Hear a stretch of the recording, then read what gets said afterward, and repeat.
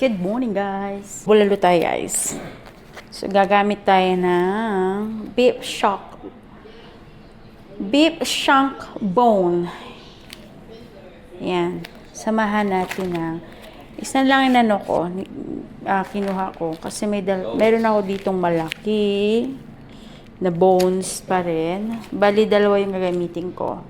For this, $6.14 from Smith. Ito naman, this is just bones tsaka taba lang talaga. It's, how much is this? $3.87, mas mura. Lagyan din natin ng stew meat, beef for stewing. Ito naman, meat, ano lang siya, meat lang talaga, beef meat. Morning starts with your smile and coffee in my hand. Paminta asin. Gusto ko pa ganyan, maanda na ganyan. Yan yung ating patis. Pakukuluan lang natin to, guys. Yan.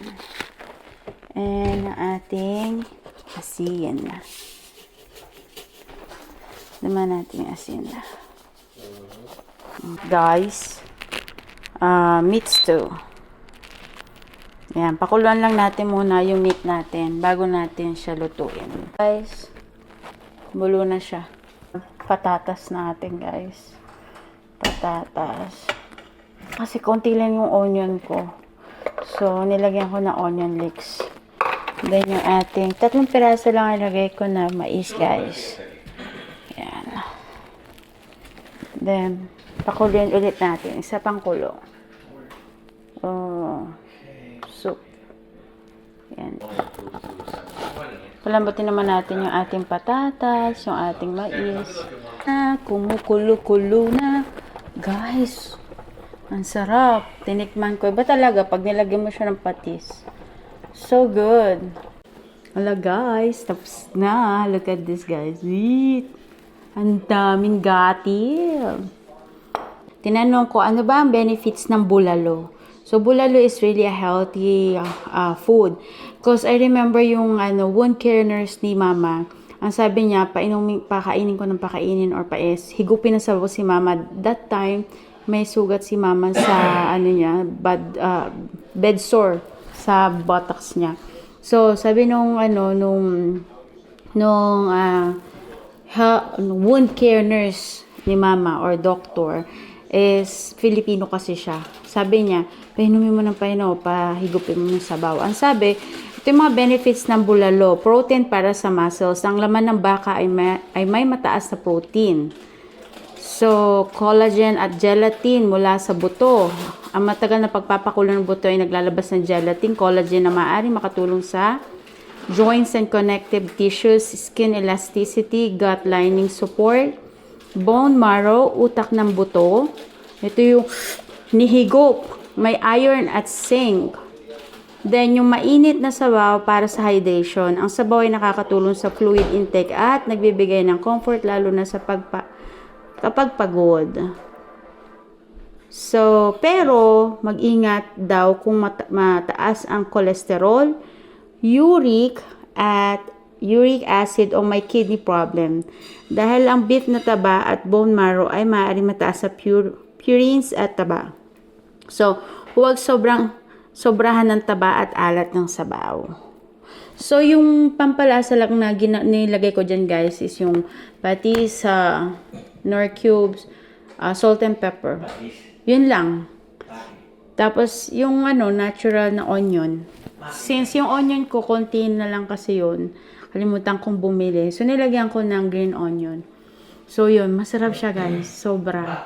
Tapos, ang gulay na nilagay ko, patatas, mais, at saka yung butchoy ba yun? Ito parang pechay.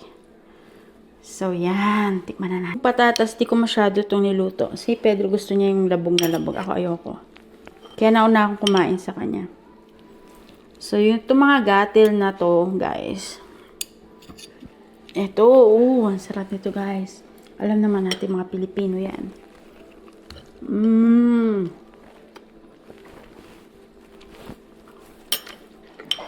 Pero guys, di ako nagkanin.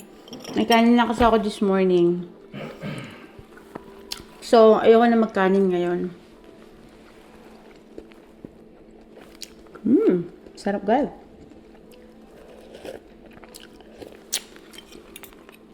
Gusto ko talaga ako nagluluto ng pagkain namin guys. Ayokong bumili ng bumili. Kumakain lang kami sa labas.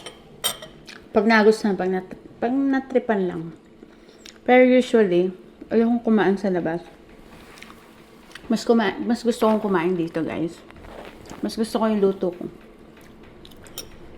Pag luto mo kasi, nasusunod mo yung lasa.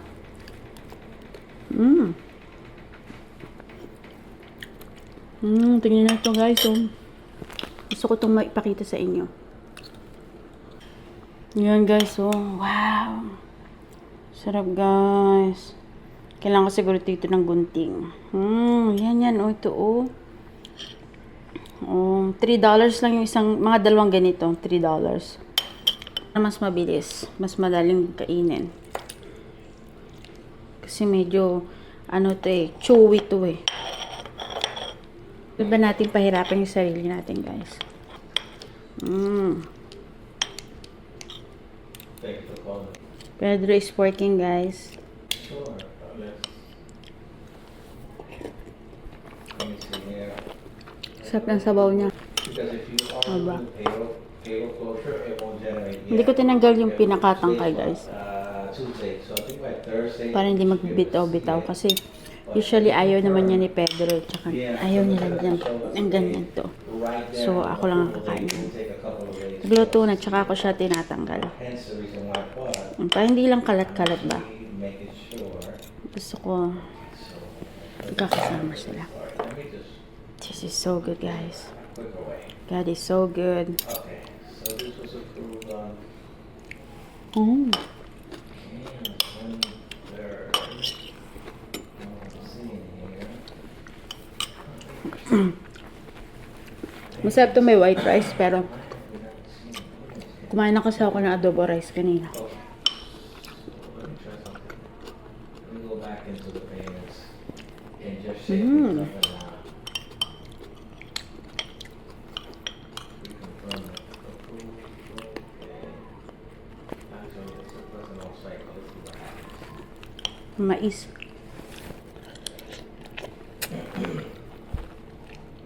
Ang tamis ng mais, guys. Sobrang tamis ng mais. Okay, we got action. I just shook things up, so it showed me that Panalo. cycle payment. Interesting. It's setting it for the 31st. It's going in, this payment. And this payment is going to cover you from July the 20th all the way through August 1st. So it's a partial payment. It's not a full 2 weeks because depending on the payroll closure, keep that in mind. But the next one, you're going to be made whole, and then it's going to go continue as a normal. Sobrang sarap, guys. The amounts that I showed is $2,284. Ang sarap ng ano, So that's what. Chinese pechay.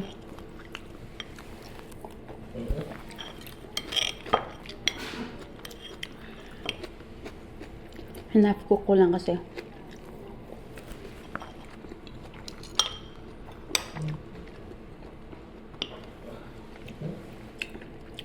Yeah, you can continue up to 26 weeks because that's how long short-term disability can go to.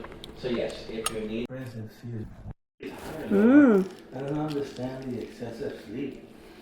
I'm gonna have to check in Google, not ChatGPT, because ChatGPT does certain. Ayaw kong halikan ni Pedro.